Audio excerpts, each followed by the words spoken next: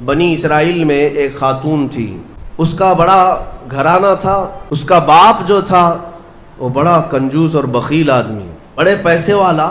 ایک دن ایسا ہوا کہ یہ جو لڑکی تھی، جوان لڑکی، اس نے باہر ایک فقیر کو دیکھا جو بڑا مجبور تھا، ضرورت مند تھا، اس کو اٹھا کر کے اچھی خاصی دولت اپنے باپ کی دے دی، اور باپ کو پتہ چلا تو اتنا غصے میں آیا کہ میں پھوٹی کوڑی نہیں دیتا اور تو اتنی بڑی دولت اٹھا کر دے دی۔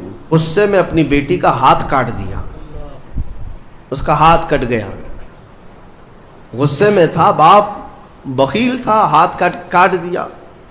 بہرحال کٹے ہوئے ہاتھ کے ساتھ وہ رہنے لگی تھی، اللہ رب العزت کی رضا چاہنے والی۔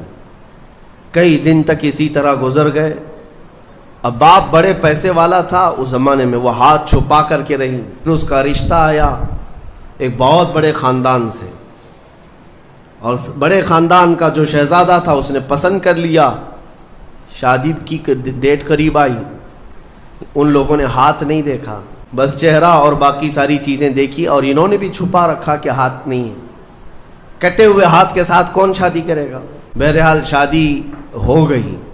شادی ہونے کے بعد وہ گھر رخصت ہو گئی، اپنے نئے دولہے کے ساتھ وہ اپنے گھر پر بیٹھی ہے دسترخوان پر۔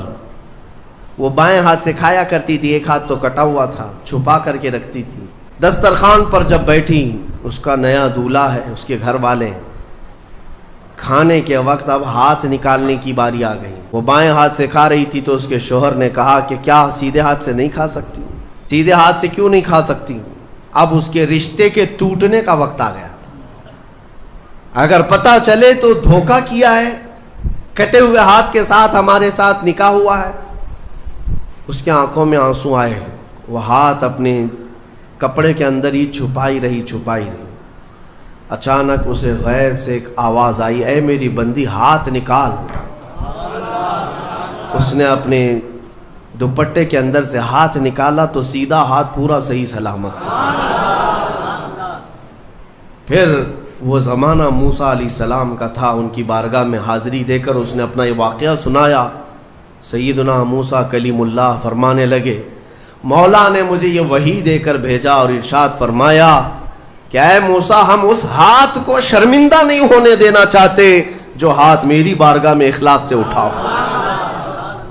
میرے عزیزو، یہ اخلاص کی دولت ہے۔ جو خالصتاً اللہ کے لیے کچھ کیا ہو، مولا اسے کبھی ذلیل نہیں ہونے دے گا، اسے بے عزت نہیں ہونے دے گا۔ اسی لیے کچھ کام ایسے کر جاؤ جو خالصتاً اللہ کے لیے ہو۔ رب تبارک و تعالیٰ کے لیے اب تک کیا کیا ہے، اس کا بھی آپ کے پاس کچھ تو ہونا چاہیے۔ اگر اپنی زندگی میں آپ احتساب کریں، اپنا ہی محاسبہ کریں کہ میں جوانی سے لے کر اب تک جتنے کام کیا ہوں، کوئی کام ایسا ہے جو خالص اللہ کے لیے کیا ہو؟